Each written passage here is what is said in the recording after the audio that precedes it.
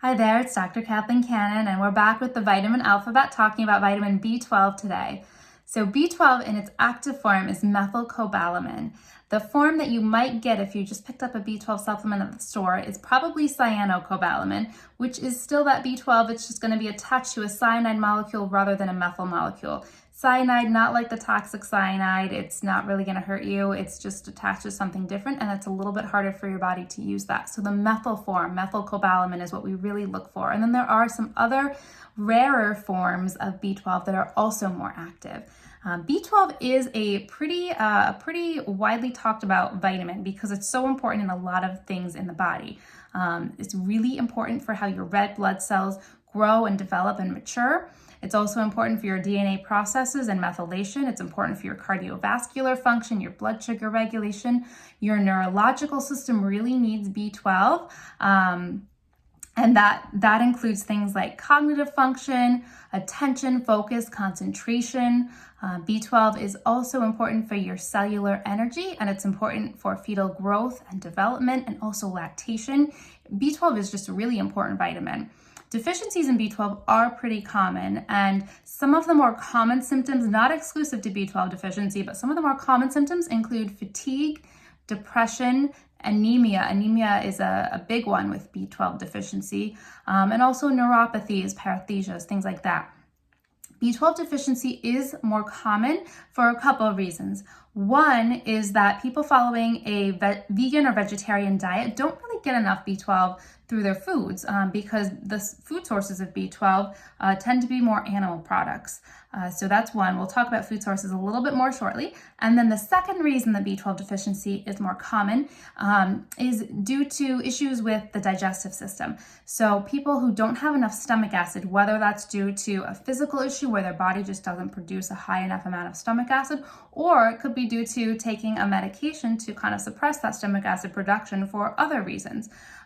Either way, the stomach acid is needed for the B12 to be used and absorbed by your body.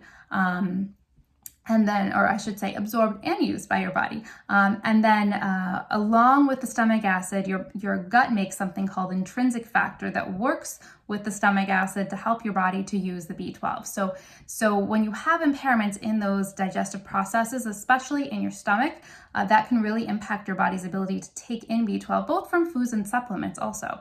And then with aging, those digestive processes also tend to just naturally decline. So we see more B12 deficiency also in older populations.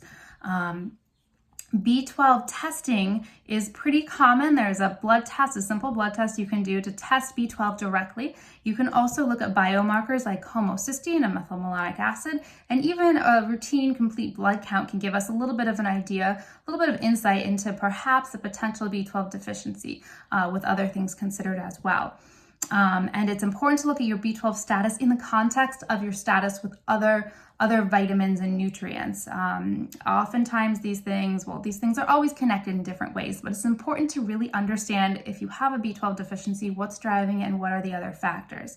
So food sources of B12, really animal products are where it's at for B12. So meats, dairy, eggs, poultry, fish also, and fortified foods like fortified cereals, like we saw with folate. Those are really the best sources of B12. Plant sources really don't give us much B12. So again, that's another reason why vegan and vegetarian diets don't really give you very much B12 at all. And again, with food sources, even if you eat the highest ranking foods for B12, if your digestion's impaired, you're going to get little benefit from that B12 because your body just won't be able to take it in. So a few things to think about here. B12 is a water-soluble vitamin, so you want to take it with food and with other B vitamins if it makes sense for you, if that's appropriate for you. And the best way to really understand what your B12 needs are, what your B12 status is, how it's impacting you and your body's ability to get good nourishment, the best way to navigate all of that is to work with a practitioner who knows how to interpret and assess for B12 status, and then also how to therapeutically support you, because there are all sorts of different B12 supplements, and you can actually also get B12 injections, which is something that that is fairly commonly done as well.